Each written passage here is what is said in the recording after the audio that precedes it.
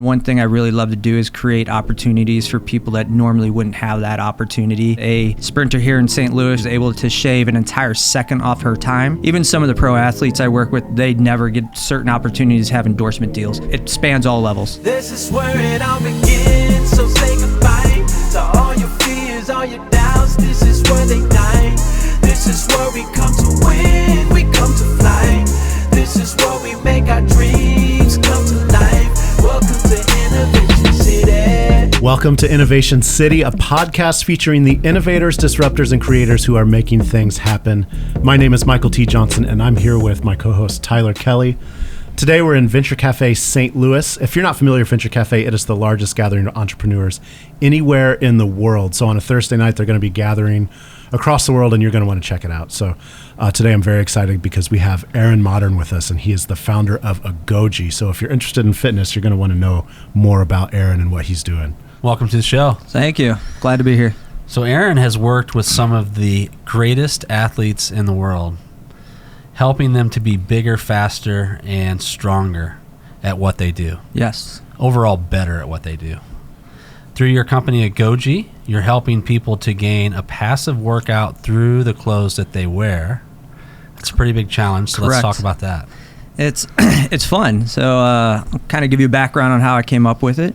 I was taking a shower in May of 2016 and thought rubber bands and pants would be really, really cool. Called up a couple NFL players that I was friendly with, and they gave me the foundation money to get it going. First product came out in February of 2017. Disaster, complete disaster.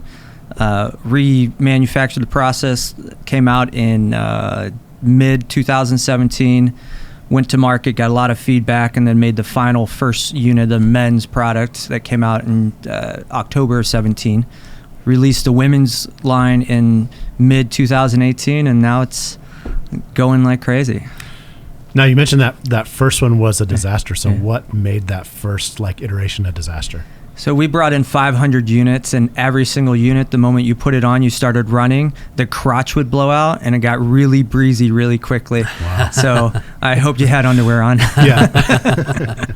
So tell us about the products, what they are, how they work. Sure. So the first clothing, it's right? clothing, and it has resistance bands actually integrated into the clothing. Okay. So imagine just putting on a pair of pants, and the moment you put your leg through it, you start feeling resistance. Every moment you walk, run, go up the steps, sit at your desk, get coffee, you're feeling resistance against the body. I equate it to walking in a light wind or a strong wind, depending on the strength that you have. So when you put them on, you have 8 bands in each pair of pants, 2 in the front, 2 in the back on each leg. So when you lift your leg, you have resistance. When you come down, you have resistance, and it's completely passive. We have a lot of people that wear them under their jeans or slacks at work. Okay. That way they can work out all day. They still go to the gym. If you're working out in the gym, it massively increases your workout potential and output. That's cool. So it's something that would fit under skinny jeans? Maybe? Absolutely. Okay. I wear them under skinny jeans all the time. Awesome. Even though I run a health products company, I'm probably the least working out person on the planet. So I think one thing that we might be able to kind of glean from you and your process, and from what I understand from looking at your product and just our conversations, is you talked about 17 iterations of the product, at least for the men's side. Yes. So what can you tell us about kind of prototyping and not giving up and just consistently improving your product? Yeah, I would say AGOGIE is a story of grit. This came out of another product that failed, working with pro athletes. It was an app to train like a pro athlete every single day. That failed, went right into another product. Having the idea to put rubber bands in pants, I knew nothing about apparel, how to manufacture, really even how to build my first prototype. I went to Walmart, got resistance rubber bands, like the tubes, and a pair of compression tights and some Velcro. And I literally hand sewed the rubber to the pant just to see if it would work with the Velcro thing at your ankle.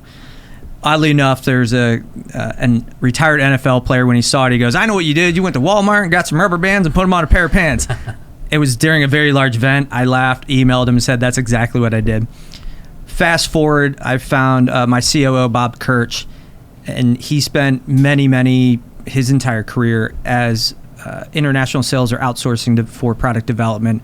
Took it to him. He knew how to get it manufactured overseas, and we literally went through the process. So from the time we had our first pattern done to first product was 9 months, which is absolutely crazy fast in that industry. Luckily, I had my patterns done here in St. Louis in the T-Rex. There's a woman in the basement that runs a apparel company, and she actually did all that work. So I was able to keep everything except for the final manufacturing inside St. Louis. So pivot from an app to like apparel, like a physical product, that seems like a pretty big pivot or change in directions or kind of reinvention of whatever you're doing. How much further back does that go, like kind of your journey as an entrepreneur? My journey of an entrepreneur started, I would say, when I was in 7th grade. I would go and buy candy at Sam's and then sell it in the hallways. And then when I was older, I fixed cars, did air conditioning repair. So I've always been kind of driven to be an entrepreneur. My first company, we did tech repair that grew into an ad agency that when the economy collapsed our company. I pivoted into a digital signage company, raised $5 million for that. I exited from that. My partners carried that on, went into another digital signage kiosk company, was taken out of that one, and then started back in the consulting world for digital advertising and print and all that. Went back in the app development, led to a remote physical therapy, turned into a pro athlete platform that turned into a consumer product. So that's a lot of ground to cover, a lot of different things. Yes. What do you feel like is the one thing that has kind of been the driver for you through all that? Like what inspires you to do that kind of stuff? One, to do it, but I've always had a thing in my life. I grew up in a lower income family, and one thing I really love to do is create opportunities for people that normally wouldn't have that opportunity. Even some of the pro athletes I work with, they never get certain opportunities to have endorsement deals. So we have an outlet for them to be an influence for us. So it spans all levels. You would say you've created a lot of opportunity, not just for yourself, but some a lot of opportunities. Obviously, money follows opportunities when you're doing well. So I've been able, in one of my companies, we had almost an entire staff of international employees. We had an office in Bulgaria, office in Brazil. So we've created a lot of opportunities in my lifetime for people to have a better life. With AGOGIE specifically, with athletes, we had a sprinter here in St. Louis. She was able to shave an entire second off her time. So she went from having a D2 offer and some D1s looking at her to 4 D1 offers. We've helped one of the fastest men in the world shave 0.2 of a second off his 30-meter stand-up sprint, which enabled him to perform at the highest level when called upon. So we've seen our product give new opportunities to individuals that wouldn't have it without being able to reach a different level of performance. On the pro athlete front, I'm sure you could talk all day long, but tell us about some of the regular stories, just like weight loss. You said your biggest customers like women ages 40 to 45 plus. Okay. Yeah. The coolest thing is, because you can wear it all day, we've had boomers that are now able to get under the sink and get soap out without having an issue and stumbling that way. One of my favorite stories is we worked with University of Missouri Human Performance Center with some Parkinson's patients. Over an 8-week period, the group that wore our product, 1, never fell, but 2, increased their mobility by 15%. That's really, really awesome to see somebody with the disease state and increase their mobility. We've had customers report poundage loss in 5-10 pounds after 12 to 15 weeks of wearing it on a normal basis. We have one gentleman, he's 74, that has a ligament out of his foot. He cannot walk barefooted. He puts the pants on, the pain goes away, and can walk around. There's a collegiate athlete down at Paradise Valley Community College in Arizona. He has patella tendonitis. When he puts the pants on, pain goes away and allows him to run in a normal fashion. We had an athlete at University of Kentucky, had his hamstring ripped off his bone. They sutured it back on. He became duck-footed. The pant actually keeps the foot aligned with the leg correctly, so he was actually able to rehab at a faster rate, gain his gait back and everything by using our device. So we have all kinds of stories. Yeah, that's amazing. So, probably at heart, you're a marketing guy, right? Absolutely. You know how to share the story of products and services in a way to engage people and get them to buy your products.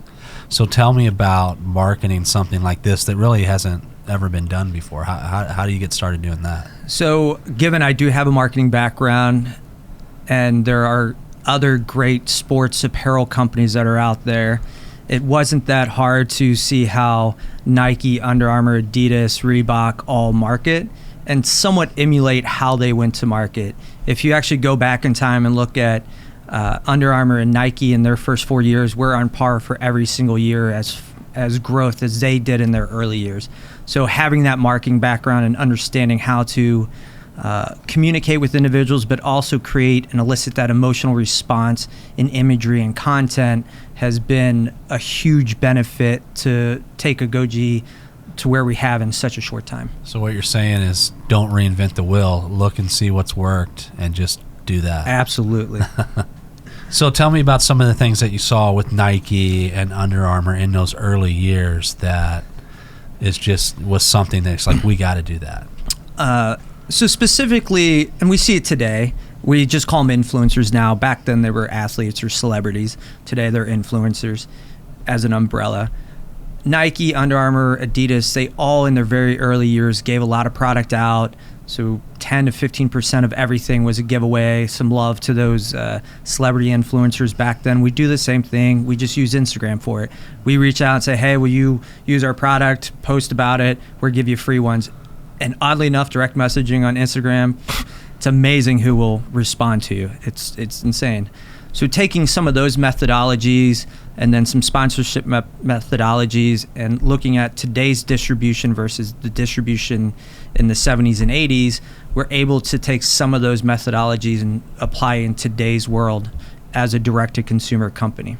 So from everything you're saying, like a kind of, and from your website that I looked at, like direct-to-consumer seems like an easy way to sell, but it sounds like from the stories you're telling, like organizations and things related to health, like you've got a bigger sales channel than just a single person. We have multiple sales channels. We're very focused on the direct-to-consumer. With the direct-to-consumer, one, you can get your full margin. Two, you can really see the growth on a broader market, which from investor perspective is where we know the investment channel is. The celebrity athletes, colleges, as awesome as they are, they're a very small portion of our revenue. However, much like Nike and Under Armour to the previous conversation, is it gives us social validation for that direct-to-consumer market very easily. Yeah. I mean, if there's an athlete that makes $20 million a year wearing our product, is it okay for a mom that's 45 staying at home? Absolutely, right? So it gives that social validation. So what kind of advice would you give to somebody who's maybe got a product and maybe they got their blinders on of like, this is who I'm selling to? How can you kind of open up their eyes to this other world of places that they can sell their product? So we kind of have a 90-10 rule. So we focus 90% in the market we know we're selling to, and then we take 10% of our effort and kind of dabble in other markets to see where we can actually grow that business line out. So we have been talking with the armed forces about some stuff on that 10% side. Obviously, we do the professional athletes and college athletes. We're starting to talk to club sports for youth soccer and some of those avenues, why we keep our 90% focus on our one main channel. Now, do you have specific signals like, this is happening in this area where I'm spending 10%? What's a signal that says we need to pursue or invest more in this? Sales. We're completely ran by sales from a key metric. If we're not making money, why spend money on it? We know with certain line items inside the revenue verticals that a sale might take 18 months or 24 months. So we put effort on it. We just don't put a ton of effort on it. So it's really a metric of, are we selling or are we not? Go where the money's at. Yep. You got to make revenue. Payroll dollars. And you are. I mean, you absolutely. mentioned that you're growing pretty significantly. We are growing super significantly. We're above 20% growth every month. Our daily average just keeps climbing every day. It does help that we got national exposure on Rachel Ray. That overnight, it literally changed our metrics moving forward. It really did. That's awesome. So I want to shift gears a little bit and talk about, you're a St. Louis guy, and this is a St. Louis company. let's talk about the St. Louis ecosystem and has it been supportive? I mean, you mentioned the lady in the basement at T-Rex, so just talk about kind of utilizing the community and launching from St. Louis. So we're based in the T-Rex. The T-Rex, wonderful place. We helped them. We did a spotlight with KMOV4 on us and T-Rex. It's been a godsend from just how the office works. We actually do all our distribution from the T-Rex here locally. We tried an outside distribution. It didn't really work that well. From an ecosystem, we've had great support on finding really great employees and early individuals work with the company, manufacturing, everything from the company inside the ecosystem has been there. Capital, as we all know in St. Louis, is a struggle for a lot of companies. There's a lot of money here. It's not always easily accessed. We have raised significant money in St. Louis, and we are in conversations with significant money outside of St. Louis. So with the right grit, network, and approach, you can build a really cool company in St. Louis. What about challenges? What's kind of the biggest challenge or a few challenges you've had to overcome as you're trying to grow this company? For any startup, one of the main challenges obviously is investment or capital to do things. Our challenge now is we're actually outpacing what our inventory process is. So we need to raise more money to have more inventory to just really scale our sales. We're in that process where we're actually managing our ad spend versus what we have in inventory, which is a weird place to be. Yeah. Challenges outside of that is my wife is very big in processing. She's in corporate America, has built divisions for large companies, and having her kind of in my corner and learning that a company needs repetitive processes, that was something that we brought on early on. I've seen a lot of startups burn a lot of money without processes, from hiring, firing, getting the right talent in, how to operate internally. So we spend a lot of time how to operate most efficiently with human capital constraint. What's kind of the low-hanging fruit that you think a startup can begin to bring in processes for efficiency like you're talking about? How do you, for us, if you're talking like a DTC company, direct-to-consumer online, how do you do exchanges? How do you do returns? How do you process damaged product? How do you communicate with clients on a easy basis? Those are very easy processes any startup can do. When you're starting to hire, how do you hire the person? How do you interview them? Get advice from your mentors and your advisors that have done that on a very large scale. How does that process really work? Processes make everything better. I always equate, I've had small businesses and I'm building a scaling startup. When I had a small business, I never could take a day off. I've taken multiple vacations with AGOGIE where I never opened my laptop because we have processes in place. So we have a company versus a business. Yeah, that's cool. So 5 years from now, where's AGOGIE? Doing very, very well from a revenue perspective, and we might get an offer by then. There you go. It would be nice. But we will be doing well, very well. So tell everyone where they can find you, the company, the product, all of the above, social, website. So our Instagram handle is AGOGIE Life, AGOGIE. Facebook is AGOGIE, and then to buy it, you can go to agogie.com. Awesome. Aaron, thank you for being on the show. Thank you for having me. It's fun. Thank you. For more episodes, visit innovationcity.co. Be sure to subscribe, rate, and review. If you're in St. Louis, visit us on a Thursday night. You can find details at vincafstl.org. You can also connect with us on social at WeAreSlam or at Venture Cafe STL. This is where it all begins, so say goodbye to all your fears, all your doubts. This is where they die. This is where we come to win, we come to